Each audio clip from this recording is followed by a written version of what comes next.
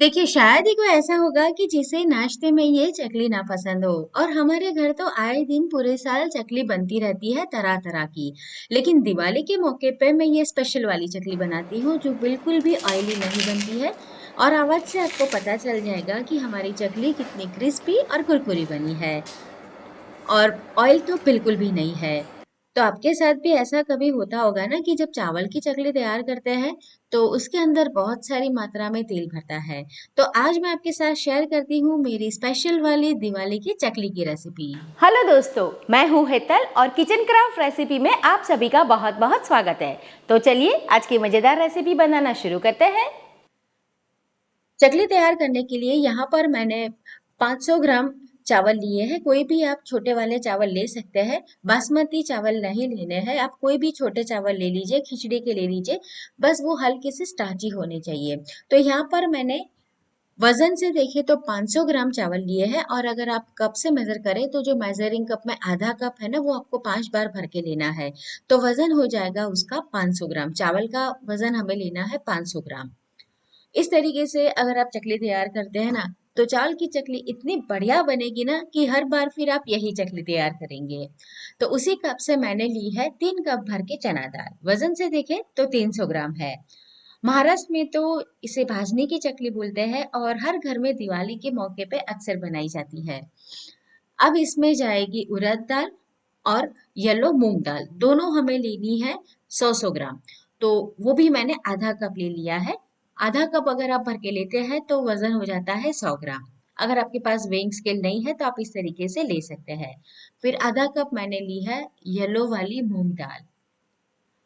और इसमें हम डालने वाले हैं एक बहुत ही स्पेशल चीज, जिससे हमारी जो चकली है ना वो बहुत क्रिस्पी बनेगी और टूटेगी भी नहीं। तो उसमें पहली चीज है पोहा। तो पोहा भी मैंने आधा कप ले लिया है। और जाएगा इसके अंदर साबूदाना। जी हाँ, साबूदाने से हमारी चकली जब बनाते हैं ना तो बिल्कुल भी नहीं टूटती है। तो वो हमें लेना है आधा कप का भी आधा, यानी कि 1/4 कप लेना है। और जाएगा साथ में साबुत धनिया और जीरा। तो धनिया भी हमें यहाँ पर लेना है 1/4 कप।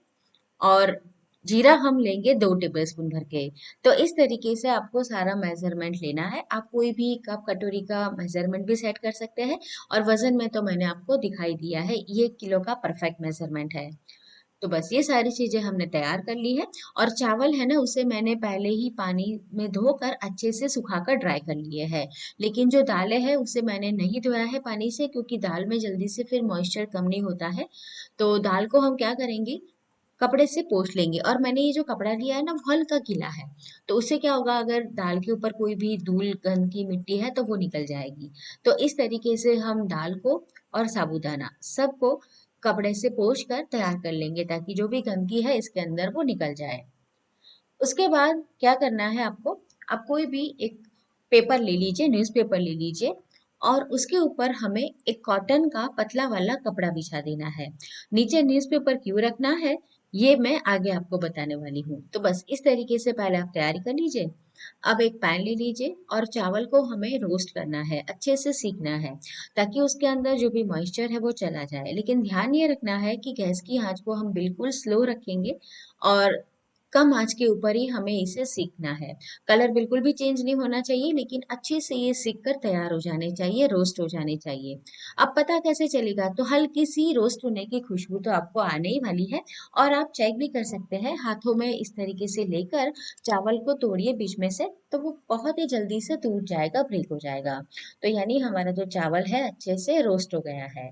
और आप कोई भी छोटा वाला जो चावल आता है वो ले सकते हैं। आप जो रेशनिंग के चावल आते हैं ना, रेशन वाले, वो भी ले सकते हैं इसके अंदर। बस वो हल्के स्टार्ची होने चाहिए। बासमती चावल आपको नहीं लेना है। आप जो ब्रोकन राइस आते हैं, टुकड़ा चावल, वो भी ले सकते हैं। तो इसे हम निकाल लेंगे। तो कहाँ रखेंगे इसे, तो जो कपड़ा हमने बिछा के रखा था ना, उसके ऊपर इसे रखना है और हल्का इससे स्प्रेड कर देना है इस तरीके से। और इसी तरीके से हम बाकी सारी जो दाल है, साबूदाना है, सबको भून लेंगे। बस गैस की आंच को कम रखेंगे और लगातार इसे चलाते रहेंगे। और जो चना दाल है ना, उसमें तो हल्के से आपको थोड़े से स्पॉट भी दिखेंगे, तब तक आपको इसे भूनना है। फिर उसके बाद मूंग दाल भी डालेंगे। और हाँ, एक साथ सभी चीजें नहीं रोस्ट करनी है, क्योंकि सबका रोस्ट का जो टाइम है वो अलग अलग है। तो एक साथ आप डालने की गलती बिल्कुल ना करें, नहीं तो क्या होगा कि कोई एक चीज अच्छे से हो जाएगी और बाकी के अंदर मॉइस्चर रह जाएगा और वो नरम रह जाएगी। साबूदाना भी जब आप डालेंगे ना, तो जब रोस्ट हो जाएगा तो क्या होगा कि वो थोड़ा सा पॉपअप करने लगेगा। तब आपको देखकर पता चल जाएगा कि हमारा जो साबूदाना है वो भी अच्छे से रोस्ट हो गया है। अगर रोस्ट नहीं होता है तो फिर जब आप ग्राइंड करेंगे ना, तो ये बढ़िया से ग्राइंड नहीं होगा। देखिए, साबूदाना है ना, वो हल्का हल्का पॉपअप हो रहा है। और जो धनिया और जीरा है, उसे भी हम इसी तरीके से रोस्ट कर लेंगे। और इस तरीके से आप आटा तैयार करके 5 से 6 महीने तक फ्रीज में स्टोर भी कर सकते हैं। फ्रीज में रख दीजिए तो 5 से 6 महीना बिल्कुल खराब नहीं होता। जब भी मन कीजिए चकली खाने का, तो फटाफट से आटा निकालिए, चकली बनाइए। तो देखिए, जीरा भी मैंने डाल दिया है और गैस अभी बंद है, क्योंकि पैन गरम है, तो जीरा तो अच्छे से भून के तैयार हो जाएगा। अब मैंने आपको बोला था कि भाई नीचे हमें न्यूज़पेपर क्यों रखना है, तो देखिए, जब हम कपड़े के ऊपर सारी चीज डालते हैं ना गरम गरम, तो नीचे आप देख सकते हैं भाप। अगर आप ऐसे ही डाल देंगे ना किसी में, तो क्या होगा कि उसकी जो भाप निकलेगी ना, तो वो फिर से उसमें चली जाएगी, तो हमारी चीजें नरम हो जाएगी। तो इस तरीके से हमें न्यूज़पेपर के ऊपर कपड़ा बिछा के इसे रखना है, ताकि अच्छे से ये ठंडा हो जाए। जब ठंडा हो जाएगा तब इसे हम मिला लेंगे। अब आपको लगेगा कि रोस्ट करने के बाद मैंने सारा इकट्ठा क्यों नहीं किया, तो उसकी वजह ये है कि कई बार ऐसा होता है कि हमें पता नहीं चलता कि अच्छे से ये रोस्ट हुआ है कि नहीं। तो उस समय पर आप अलग अलग रखते हैं, तो आप चेक कर सकते हैं, अगर कुछ रोस्ट नहीं हुआ है, उसमें नमी है, तो आप उसे फिर से रोस्ट कर सकते हैं। तो बस इसे मिला लेंगे, अच्छे से मिक्स करेंगे। और अभी फिलहाल तो मैं इसे मिक्सी जार के अंदर ही ग्राइंड करने वाली हूँ। अगर आपके पास घर में आटा चक्की है तो आप उसमें भी कर सकते हैं, या बाहर चक्की वाले से भी पिसवा सकते हैं। लेकिन बस ध्यान रखना है कि इसके अंदर और कोई जो आटा है ना, वो मिक्स ना हो जाए, नहीं तो फिर हमारी चकली नहीं बनती है अच्छे से, कभी कभी टूट भी जाती है। और क्वांटिटी ज़्यादा है, तो एक साथ में पूरा नहीं डालेंगे। यहाँ पर मैंने इसे 3 बैच में डिवाइड कर दिया था और फिर इसे ग्राइंड किया है। पहले मिक्सर को पल्स मोड पे चलाइए, उसके बाद आप बढ़िया से इसे फाइन पाउडर हो जाए तब तक ग्राइंड कीजिए। तो देखिए, इस तरीके का हमारा आटा तैयार हो गया है। और हाँ, ये जैसे कि हमारा मैदा रहता है वैसा स्मूथ नहीं होगा, हल्का मतलब बहुत बारीक सूजी है ना, उस तरीके का टेक्सचर रहेगा इसका। अब यहाँ पर मैंने ज़्यादा आटा तैयार किया है, तो देखिए आप कप से ले सकते हैं। तो जो आटा तैयार किया है उसमें से मैंने 3 कप भर के ये आटा ले लिया है चक्की का। तो आप जब आटा भरेंगे ना, तो बहुत हल्के हाथों से भरना है, उसे प्रेस नहीं करना है, नहीं तो क्वांटिटी फिर बढ़ जाएगी और पानी का जो हमारा रेशियो है ना, वो फिर गलत हो जाएगा। तो यहाँ पर मैंने 3 कप भर के चकली का आटा लिया है। अब हम इसका बाकी का जो आटा है ना, उसे एयर टाइट कंटेनर में भर के स्टोर करने के लिए रख देंगे। आटा लगाने के लिए पानी को गर्म करना है। 1 कप आटा है तो आपको 3/4 कप पानी चाहिए उसमें। तो मैंने 3 कप आटा लिया था, तो मैं यहाँ पर 2.25 कप पानी ले रही हूँ उसके हिसाब से। बस इस तरीके से पानी भी आप नाप के डालेंगे ना, तो आटा आपका कभी भी न ज़्यादा नरम हो जाएगा, न ज़्यादा सख्त होगा। अब स्वाद के हिसाब से मैंने नमक डाल दिया है, हल्दी पाउडर 1 टीस्पून, और 3 टीस्पून मैंने लाल मिर्च डाली है, 1 टीस्पून हींग डाली है, और 2 टेबलस्पून यहाँ पर मैंने तिल डाले हैं। अगर आपको पसंद है तो आप इसके अंदर अजवाइन भी डाल सकते हैं, लेकिन मैंने नहीं डाला है। अब पानी को उबलने देना है हमें, और जो तेल है ना मोयन का, वो भी हम इसमें डालेंगे। तो तेल भी आपको बहुत ज़्यादा इसमें नहीं चाहिए। तो आपको 1 कप है तो 1 टेबल स्पून, यानी कि 3 कप है तो 3 टेबल स्पून भर के मैंने यहाँ पर तेल इसके अंदर डाला है। अब मिला लेंगे एक बार इसे, और फिर पानी को अच्छे से उबलने देना है। 2 से 3 मिनट इस तरीके की आप भाप निकले और इस तरीके से उबलने लगे तब तक आपको रखना है।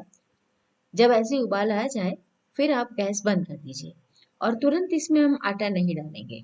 इसे हल्का ठंडा होने देंगे। तो 1-2 मिनट इसे ऐसे ही चलाइए। जब ये थोड़ा सा ठंडा हो जाए इस तरीके से, उसके सारे बबल जो है वो निकल जाए, उसके बाद आप इसके अंदर आटा डालिए और मिला लीजिए। आटा आपका कहीं से भी सूखा नहीं होना चाहिए।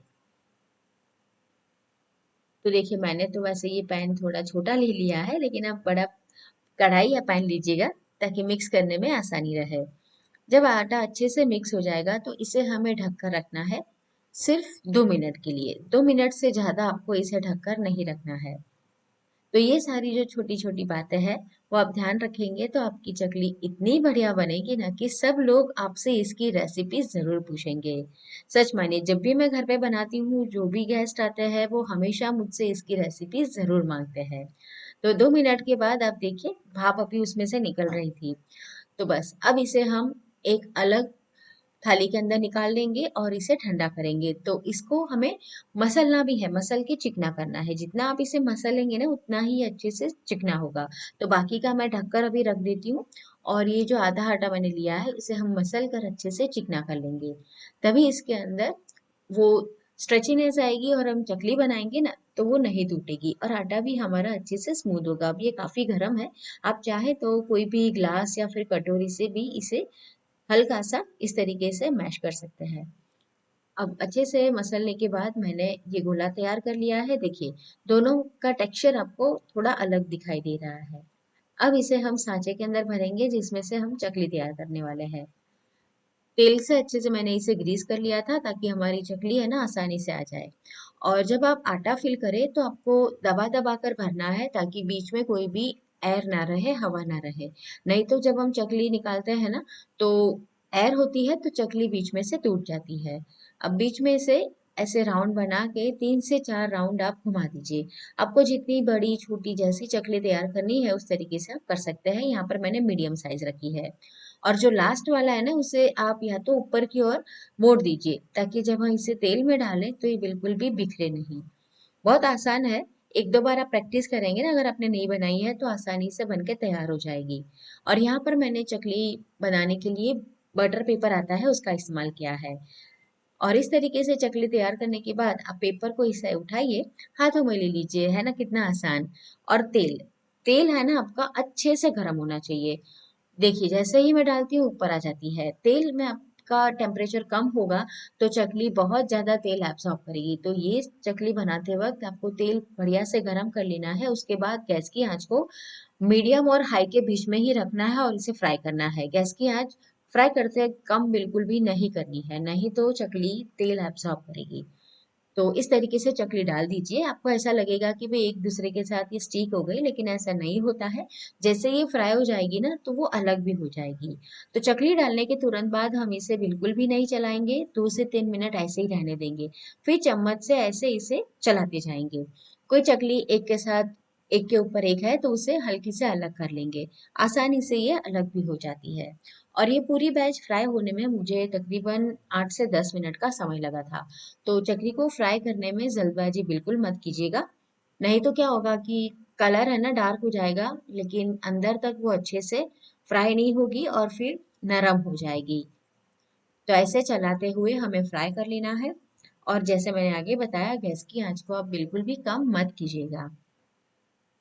तो देखिए हमारी चटनी बढ़िया से फ्राई हो गई है, बहुत बढ़िया सा इसका कलर भी आ गया है। तो इसे अभी हमें निकाल लेना है। अब अगर जैसे कि टाइम का अंदाजा नहीं है तो देखिए चकली जब हमने डाली थी तो बहुत सारे बुलबुले थे, लेकिन अभी फ्राई हो गई है तो बुलबुले बहुत ही कम हो गए हैं या बिल्कुल भी नहीं भी है। तो इस तरीके से आप पता लगा सकते हैं कि चकली अच्छे से फ्राई हो गई है। उसके अंदर मॉइस्चर रहता है तो तेल के अंदर बुलबुले आते रहते हैं। ऐसी छलनी में निकाल देंगे ताकि एक्स्ट्रा ऑयल अगर है भी तो वो निकल जाए। तो देखिए बिल्कुल भी खुली नहीं है हमारी चकली और तेल तो इसने बिल्कुल नहीं पिया है। हाथों में जब आप छुएंगे ना तो आपको पता चलेगा। तो दोस्तों रेसिपी कैसी लगी कमेंट में ज़रूर बताइए। मेरी मेहनत पसंद आई है, रेसिपी पसंद आई है तो वीडियो को लाइक करें, अपने दोस्तों और फैमिली के साथ ज़्यादा से ज़्यादा शेयर करें और मुझे सपोर्ट करें। तो फिर से मिलते हैं नई और मज़ेदार रेसिपी के साथ।